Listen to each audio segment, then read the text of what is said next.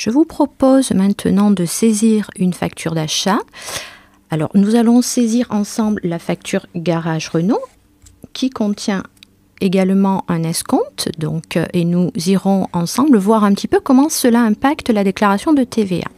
Alors, je vous propose de saisir cette facture, cette fois-ci en utilisant le mode saisie des écritures. Alors, le logiciel me demande sur quel journal je veux saisir. Alors, achat, ça me convient. Et puis, la période, je veux saisir sur janvier. Voilà, donc ne pas hésiter, le cas échéant, hein, si le code journal ne convient pas, bien sûr, à aller chercher. Donc là, je vais supprimer le bon journal en faisant F4, appeler la liste, hein, et puis appeler le bon code journal. Donc, code achat sur janvier. Alors, la saisie, le mode saisie des écritures, alors on peut déjà constater qu'il y a une écriture qui, hein, dans mon exemple, a déjà été saisie et que je peux visualiser. Les écritures vont venir, hein, à la suite s'incrémenter. C'est un petit peu différent du mode saisie par pièce. Nous allons saisir en fait nos écritures d'achat à la suite. Alors, première chose, je vais un petit peu adapter, voilà, la fenêtre à mon écran pour être plus confortable dans ma saisie. Et je vous rappelle que cet affichage-là sera pérenne, hein, sur Sage, sera figé. Alors, première chose que je vais faire, je vais indiquer au logiciel quel est le jour de saisie. Alors, il s'agit là, hein, la facture est du 3 janvier, donc on va supposer que l'on saisit la facture le jour même. Donc, je vais, voilà, saisir jour 3.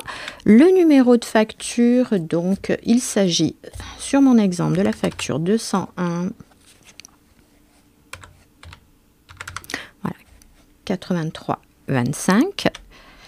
Référence, alors la référence, on va mettre Renault, le nom, voilà, le nom du fournisseur. Et on va attaquer cette saisie par le compte de charge, puisqu'il s'agit d'un achat. Donc, il s'agit en fait une réparation, hein, sur une camionnette. Il s'agit donc d'un compte 615, racine 615, pardon. Je saisis la racine du compte, je fais F4 pour appeler, voilà, mon compte général. On va choisir le compte 615, voilà, 5, entretien, matériel de transport. Le libellé écriture, donc je vais mettre facture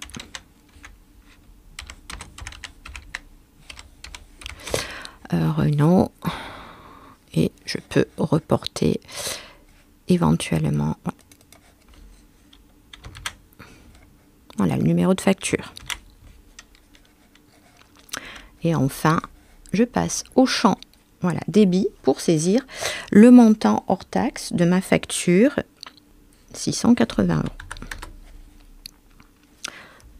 J'ai fini ma ligne d'écriture, je peux enregistrer et je constate que la ligne d'écriture a été reportée, dans la grille de saisie.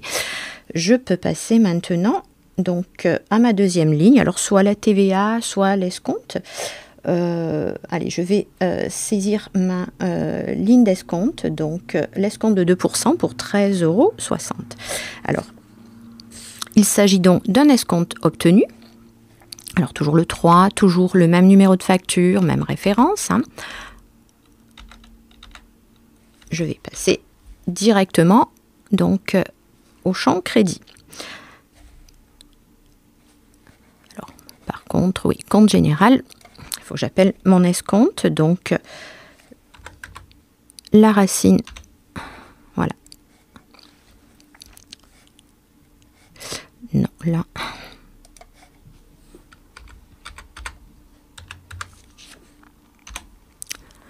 Voilà, 765 escompte obtenu.